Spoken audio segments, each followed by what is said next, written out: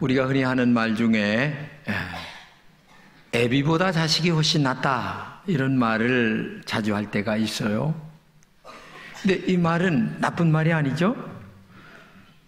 아들이 들어도 좋고 부모가 들어도 좋은 말이에요. 왜냐하면 자식 잘 키웠다는 얘기거든요. 여러분, 우리가 자식 키우지만은 자식이 잘 된다면 못할 일이 어디 있겠어요. 부모의 심정이고 또 부모는 그만큼 자식이 잘 되기를 원하는 마음이 인간의 본성이에요. 나보다 내 새끼가 더 잘 되면 나는 훨씬 더 좋겠다. 그래서 농사 중에 제일 중요한 농사가 자식 농사다 이렇게 말하고 있잖아요. 근데 중요한 것은 자식이 잘 되기 위해서는 가정이 먼저 행복해야 돼요. 이 가정에서 인격이 만들어지고 가정에서 신앙이 만들어지고 가정에서 그의 미래가 결정되는 내면의 세계가 만들어지기 때문에 이 가정이 행복한 가정에 행복한 자녀가 자라나고 그리고 복된 자녀가 커간다는 사실을 우리가 알아야 됩니다. 이 가정 환경이라는 게 그렇게 중요한 것입니다. 가정 환경이 아름답고 행복합니다. 아빠 엄마가 정말 행복하게 잘 융화가 되어 살아가는 가정이라면 자녀들 마음속에 이런 생각이 들어요.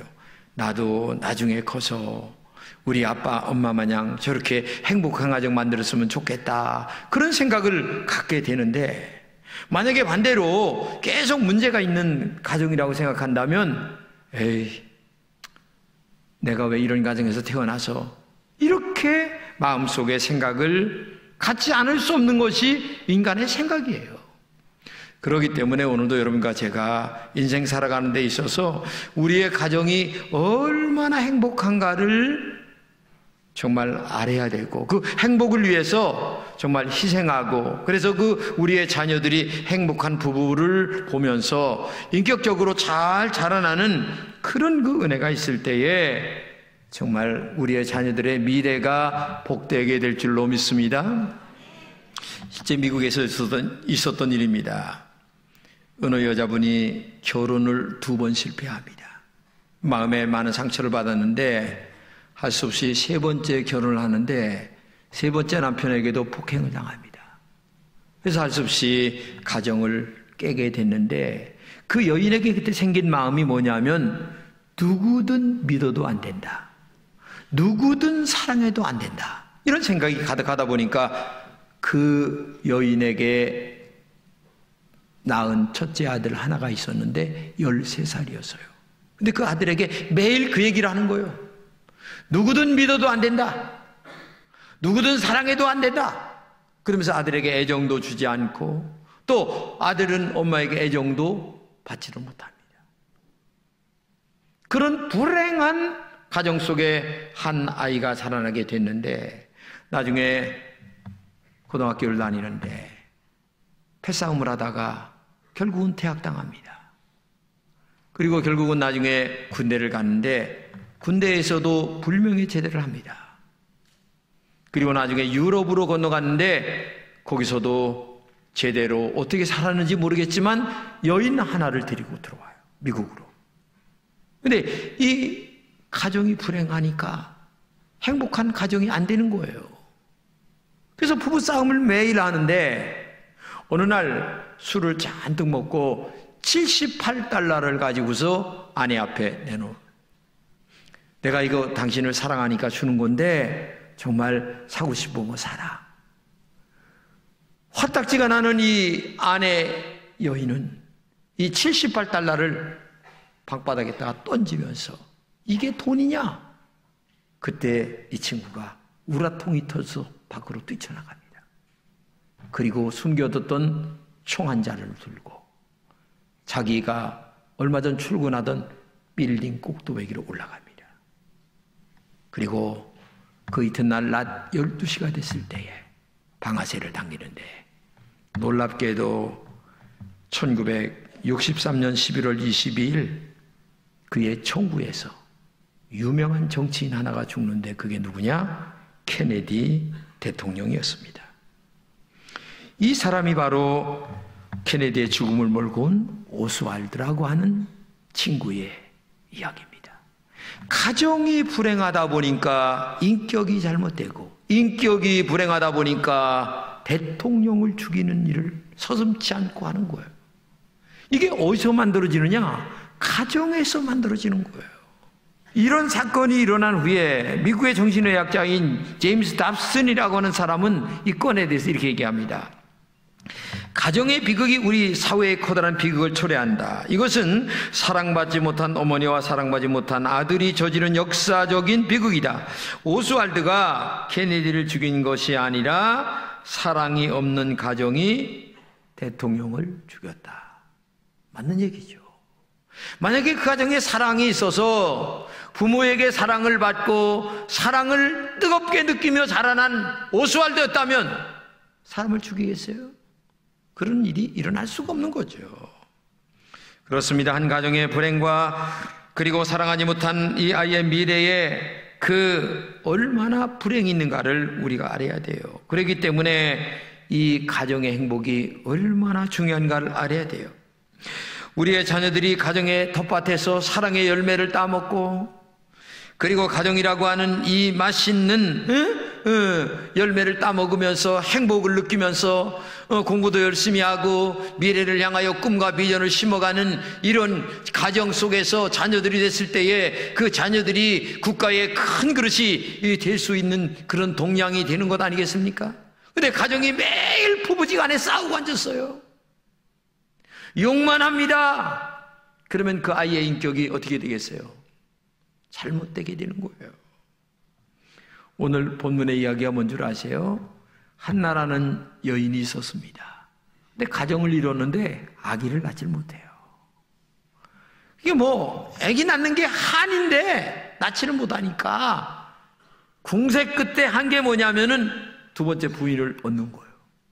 그래서 아내의 동의하에 두 번째 부인을 얻었는데 이게 웬일입니까? 두 번째 부인을 얻자마자 아기가 쏙 나왔네.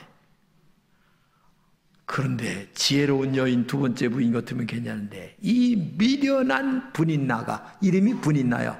분이 막 나는 여자야. 근데 이 첫째 부인을 얼마나 멸시를 하는지 지혜롭지 못한 거죠. 그러니까 이 한나가 너무 화딱지가 나는 거야. 그래가지고 어떻게 할 길이 없어가지고 하나님의 성전에 올라와서 기도만 하는 거야. 하나님, 내가 이렇게 멸시를 당하면 되겠습니까? 나 좀 불쌍히 여겨주세요. 그러면서 서원 기도를 합니다. 만약에 하나님 내가 아들 나면 하나님께 바치겠습니다. 그러니 아들 주세요 하면서 하나님께 서원 기도를 하는데, 이게 놀랍게도 서원 기도가 응답이 되어서 아들을 낳는 거예요. 그 아들을 낳고 난 다음에 젖대기까지 자기가 데리고 있다가 젖이 떨어지고 난 다음에 하나님의 성전에 올라가서 자녀를 키웠다라는 얘기가 오늘 본문의 이야기예요. 오늘 본문에서 한나가 어떻게 그렇게 훌륭한 아들을 키웠나를 두 가지로 생각해 볼게요. 첫째는 뭐냐면 하나님께 서원 약속을 지켰다는 게 중요한 겁니다. 아들이 없을 때 한나는 하나님께 서원 기도했습니다. 서원 기도는 뭐냐? 하나님과 약속 기도입니다. 나에게 아들을 주시면 내가 이렇게 하나님께 하겠습니다. 즉 다른 말로 얘기하면 하나님의 종으로 바치겠습니다. 약속을 했어요. 하나님이 아들 줬어요. 오늘 11절을 같이 읽겠습니다. 시작. 한나가 마음이 괴로워서 여호와께 기도하고 통곡하며 서원하여 이르되 만군의 여호와여, 만일 주의 여종의 고통을 돌아보시고 나를 기억하사 주의 여종을 잊지 아니하시고 주의 여종에게 아들을 주시면 내가 그의 평생의 그를 여호와께 드리고 삭도를 그의 머리에 대지 아니하겠나이다. 이 말이 뭐냐? 하나님이 아들 주시면 하나님의 종으로 바치겠습니다. 약속했어요. 이 한나는 너무나 다급한 거예요 지금. 그러니까 하나님 앞에 약속의 서원 기도를 하는 거예요. 인간은 그렇습니다.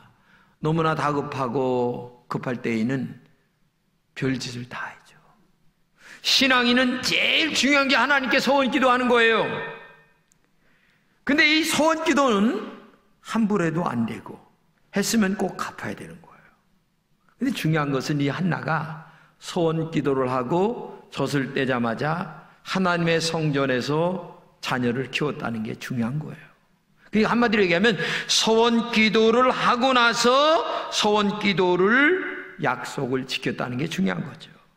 근데 사람들은 그러지 못할 때가 많아요.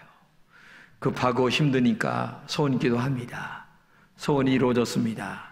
그러면 소원 기도한 거 까마득히 다 잊어버리고 내가 잘나서 내가 어떻게 해가지고 뭐가 되는 줄로 알고 까마득히 약속을 잃어버리고 살아간 때가 많이 있는 게 인간이에요. 그래서 약속을 안 지켜요. 여러분, 사람과 약속을 안 지켜도 인간이 아니에요. 인간 사회에서 제일 중요한 게 뭐냐? 약속이에요. 약속을 깰 수도 있겠지만은 깰 때에는 미안한 마음을 가지고 연락을 해야 돼요. 근데 사람은요, 등 따시고 배부를 때하고 가난하고 힘들 때하고 너무나 달라요. 급할 때는 별짓을 다 합니다. 그러다가 나중에 등 따시고 배부르면 약속을 깨는 경우가 많이 있는데 이 한나는 그게 아니었어요. 자기가 그렇게 배고프고 힘들고 어렵고 세칸드가 자기에게 엄청나게 멸시와 천대를 줬을 때에 하나님과 약속한 그 약속을 꼭 기억하고 젖대자마자 서운 약속을 지키는 이 모습이 하나님 앞에 상달되었다는 것을 우리가 알아야 돼요. 그렇기 때문에 오늘도 여러분과 제가 하나님 앞에서 정말 소원 기도도 함부로 하면 안 되겠지만 그러나 소원 기도했다면 그것을 꼭 갚는 은혜가 여러분들에게 있기를 축복합니다. 전도서에 보게 되면 이렇게 얘기합니다. 같이 읽겠습니다. 내가 하나님께 소원하였거든 갚기를 더디게 하지 말라. 하나님은 우매한 자들을 기뻐하지 아니하시나니 소원한 것을 갚으라. 소원하고 갚지 아니한 것보다 소원하지 아니한 것이 더 낫다. 이 말은 소원을 함부로 하지 말라는 얘기고 또 소원했다면 꼭 갚으라 그런 말이 되는 거죠. 여러분, 하나님이 어떤 분이십니까? 우리의 머리털까지 세신 분이세요. 눈동자처럼 우리를 보고 계시는 분이세요. 그렇게 정확하게 우리의 양심과 폐부를 찔러보시는 분이 하나님이세요. 근데 그 하나님 앞에 약속을 하고도 안 지킨다면 그게 인간입니까? 여러분, 사람 사는 사회에도 그렇게 하면 안 되는데 하물며 하나님과의 관계 속에서 이거는요 굉장히 중요한 얘기예요. 우리의 인생이 정말 힘들고 어려울 때가 많이 있어요. 그러다 보니 하나님의 약속을 지키지 않는 분들이 가끔 있어요. 그것이 정말 어리석다는 얘기입니다. 하나님을 우롱하는 일입니다. 하나님은 우리의 마음속까지 세고 계신 분이십니다. 그렇기 때문에 여러분과 제가 신앙생활할 때에 인간과의 약속도 잘 지켜야 되겠지만은 하나님과의 약속을 잘 지키는 신실한 사람이 되어야 되는 거예요. 약속이라는 것이 그 사람의 인격입니다. 사람의 됨됨이를 알아보는 거예요. 난발을 넘어가면 큰일 납니다. 서울 모교의 어느 장로님 네 분의 이야기입니다. 옛날 이 사람이 참 문경투매 상권에 살았는데 너무 어려워요. 가정을 이루었지만은 살 길이 막막하니까 두뇌배가 상위 끝에 서울 상계동으로 이사를 갔어요. 가보니까 너무 힘든 거야. 밥 먹는 것도. 그래서 하나님 앞에 손기도를 하는 거예요. 하나님, 정말 저희들을 축복하시면 제가 하나님 앞에 성전을 하나 지어드리겠습니다. 그러면서 작은 돈을 가지고 땅을 조금 사가지고 집 한 채 겨우 져가지고 팔고. 근데 이게 웬일입니까? 하나님이 축복해서 그런지 이 사업이 잘 되어서 나중에 돈을 많이 버는 거예요. 그때까지 서원기도 한 걸 잊어버렸어. 근데 어느 날 두뇌회가 등 따시고 배불러가지고 밥 저녁 식사를 이렇게 하는데 문경에서 올라올 때 생각, 여기 올라와서 밥 못 먹을 때 생각, 그러다가 오늘 부자 된 거 생각하니까 아이고 우리가 하나님 앞에 그때 서원 약속을 했지. 그래, 한번 돈을 계산해 보니까 많이 버는 거예요. 그러니까 땅 1000평을 양집 아닌 곳에 사가지고 하나님 앞에 3층짜리 빌딩 교회를 하나 줘가지고 하나님 앞에 헌납을 드리는 그런 일이 이 권사님과 장로님 네 분 속에 있는 거예요. 여러분, 하나님과의 약속은 신실해야 됩니다. 인간과의 약속도 신실해야 됩니다. 그렇기 때문에 오늘도 여러분과 제가 하나님 앞에 혹시 서운하고 갚지 않는 일이 있나 생각해 보시고, 또 인간과의 약속하고도 약속을 깬 적이 있는가? 여러분, 사람 사는데 약속을 깰 수도 있습니다. 형편상. 근데 중요한 것은 그 다음에 미안한 마음을 가지고 가서 자기의 잘못을 이해를 구하는 그 태도가 중요한 거예요. 근데 그 태도 없이 그냥 지나가다 보니까 인간의 인격이 아주 바닥에 떨어지는 거예요. 우리는 그런 사회를 만들면 안 돼요. 잘못할 수도 있어요. 근데 그것을 인정하고 미안합니다. 죄송합니다. 내가 살다 보니까 이렇게 됐습니다. 그 말 한마디가 중요한 거예요. 그런 은혜가 여러분들에게 있기를 주님의 이름으로 축복합니다. 두 번째는 하나님의 교회 중심으로 아들을 키웠다는 것입니다.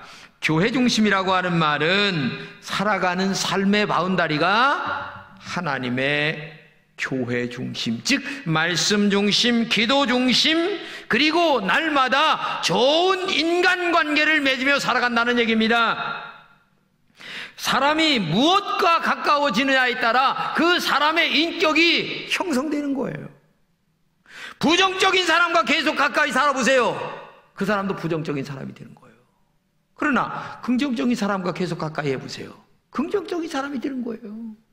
그렇기 때문에 내 옆에 좋은 친구들, 항상 긍정적이고 미래지향적이고 희망과 내일에 대한 용기를 주는 그런 사람들과 항상 함께 해야 되는데, 성경을, 교회를, 말씀을 가까이 있다고 하는 말은 그 아이에 대한 인격이 하나님의 말씀으로 바르게 만들어졌다고 하는 것을 의미하는 거예요. 오늘 본문을 같이 읽겠습니다. 시작. 그가 젖되기까지 기다리다가 아이를 데리고 엘리에게 가서 그를 여호와께 드리되 그의 평생을 여호와께 드리나이다. 한나는 아들 사무엘이 젖되자마자 성전에서 자라게 만들었어요. 누구든지 자기 자녀를 잘 키우고 싶은 마음이 없는 사람이 어디 있겠어요? 그런데 성전 중심으로 키우는 것이 진정한 지혜가 있는 비결이에요. 왜? 성전에서 주님의 종의 말씀을 늘 듣고 큽니다. 그리고 하나님의 말씀을 듣습니다. 예배 중심으로 자라납니다. 하나님을 두려운 줄 압니다. 그런데 어떻게 나쁜 짓을 하며 악한 짓을 하며 이 아이가 자라날 수 있겠어요? 항상 선하고 하나님 앞에 기도하며 하나님 도와주세요, 축복해 주세요, 제가 하나님께 영광 돌리겠습니다, 이런 믿음으로 클 수밖에 없는 것 아니겠습니까? 환경의 영향, 사람의 영향, 그리고 조건의 영향을 많이 받는 게 인간이기 때문에 여러분과 제가 우리 좋은 영향을 받을 수 있는 환경 조건을 만들어줘야 되는데, 그게 뭐냐? 교회 중심, 말씀 중심, 성령의 인도를 받는 하나님 앞에 나와 우리의 자녀들을 바르게 키울 때에 그 자녀들이 올바르게 클 수 있다고 하는 사실을 여러분 기억해야 될 줄로 믿습니다. 여러분 자신에게 진정 물어보세요. 내 자녀를 키울 때 나는 지금 어떻게 키우고 있는가? 주일이면 교회 잘 나가고 있는가? 교회 중심으로, 하나님 중심으로, 말씀 중심으로 성령의 인도를 받으며 잘 키우고 있는가? 그래서 어떤 일이 있어도 우리의 자녀들이 정말 딴 길로 빠지지 아니하고 바른 길로 커서 이 국가와 민족을 위하여, 가문의 영광을 위하여 큰 동량이 되는 그런 길로 우리의 자녀들을 키워야 되지 않느냐, 그 말이에요. 자녀를 키우면서 늘 질문해야 될 것이 하나가 있는데 뭐냐면, 내 아이를 진정으로 나는 사랑하는 것이 무엇인가? 사랑하는 것이 맨날 껴안고 뽀뽀하는 것이 사랑하는 겁니까? 아니면 자녀가 원하는 거라면 빚을 내서라도 사주면 사랑하는 겁니까? 아니에요. 진정한 사랑은 아닌 건 아니고 긴 것은 기고 분명히 잘잘못을 가리키면서 성경에 말하는 대로 휘초리를 들고 자녀의 종아리를 칠 줄 아는 어머니가, 이게 진정 자녀를 사랑하는 거지. 나쁜 것을 원해도 들어주는 그런 것들은 자녀를 사랑하는 것이 아니다. 여러분, 한나의 입장을 생각해 보세요. 이게 어떻게 낳은 아들입니까? 아들을 낳지 못하다가 기도하여 겨우 나이가 많아서 낳았어요. 그러면 옆에 끼고 앉아서 빵긋빵긋 맨날 까꿍까꿍 하면서 평생 옆에 있어도 마음에 두고 싶은 자식이 사무엘이에요. 그런데도 하나님과 약속을 지키기 위하여 성전에 올려보냈고, 성전에 올라가서 하나님 말씀대로 키웠더니 민족의 동양, 나라를 다스리는 사사가 됐다는 사실을 우리가 알아야 되잖아요. 그렇기 때문에 내 마음의 욕망대로 키우는 게 아니라 하나님이 기뻐하는 말씀 중심인 성령의 인도를 받는 아이로 우리의 자녀들을 키워야 될 줄로 믿습니다. 교회 중심으로 키운다고 하는 것은 말씀으로 키운다, 예배 중심으로 키운다, 믿음으로 키운다, 아니면 기도로 키운다, 교회 문화가 중요하게 키운다, 아니면 세상 문화보다는 나는 하나님 문화를 더 중요시 여긴다, 그런 의미가 담겨져 있는 거예요. 우리의 신분이 하나님의 사람이라는 것을 알고 여러분의 자녀들을 세상 유행에 끌려다니지 않게 잘 키워야 됩니다. 그럴 때에 하나님이 그 아이를 축복해 주실 줄로 믿습니다. 여러분, 세계에서 노벨상을 제일 많이 받은 사람들이 어딘 줄 아세요? 유대인들이에요. 여기 너무나 많이 내가 데이터를 가져왔는데, 여하튼 수상 받을 때마다 거의 안 빠지고 받는 사람들이 유대인인데, 이스라엘의 민족이 지금 600에서 700만입니다. 그리고 전 세계에 흩어져 있는 디아스포라, 흩어져 있는 사람들이 1,500만입니다. 그러면 2,000만 정도 되는 거예요. 근데 그 2,000만 중에서 유대인들이 얼마나 노벨상을 많이 받는지 설명할 정도가 없잖아요. 근데 그렇게 받는 이유가 딱 두 가지입니다. 첫째는 밤이면 밤마다 엄마 아빠가 아이들에게 성경을 가르칩니다. 그리고 두 번째는 회당에서 모이는 거예요. 사람들끼리 모여서 토론하고, 토론 중심의 문화를 갖고 살아가는 거예요.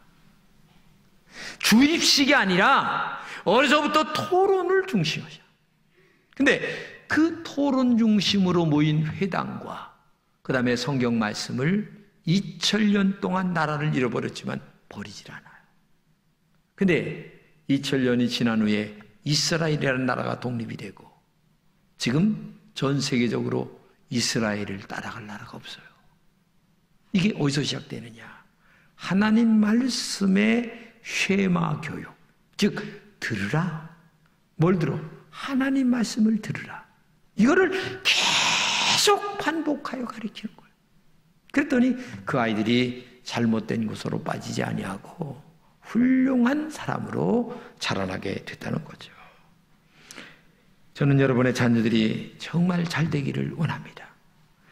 먼저 자녀의 인성이 잘 돼야 되고, 인성 속에 신앙이 바르게 들어가야 되고, 바르게 신앙이 들어간 그들에게 민족을 향한 비전과 꿈을 갖도록 해야 되는데, 그것은 오직 오늘 한나를 중심으로 얘기한다면 하나님과의 약속을 지키는 신앙 속에서 가르치는 아이, 그리고 그 아이를 하나님의 성전에 올라와 교회 문화를 그에게 심어서 죄를 두렵고 하나님을 두려운 줄로 알면서 자라나게 하는 그 아이가 바로 큰 그릇이 된다는 것을 기억하고 여러분들의 자녀들을 교회 중심으로 키우는 은혜가 있기를 주님의 이름으로 축복합니다.